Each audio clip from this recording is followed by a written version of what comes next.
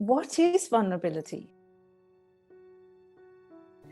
It's like getting emotional or crying in front of people and then showing your emotions.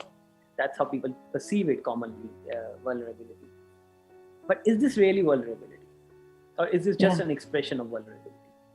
This Right. can be one of the expression of vulnerability, but commonly this is how people perceive it, and they feel this is something, and it's not acceptable, especially in the corporate world. Showing your Yeah. emotion is something which is not acceptable. So I'll talk about vulnerability in Yeah. two contexts: social context, and what is vulnerability from the context of life. So Right. vulnerability is not something which is only related to emotions. It's Mm. about, you want to say something, but you hold yourself back, and you say something else. Right. Yeah. Yeah. Right now, this is again social context. Yes, this may work, but for Mm. your inner world, this creates a lot of conflict. Other people don't decide who I am.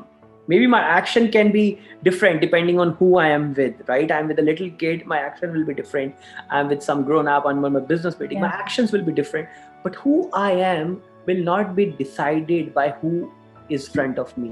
Now, from the context of life, in the context of life, vulnerability is allowing myself to be open to the plans of life.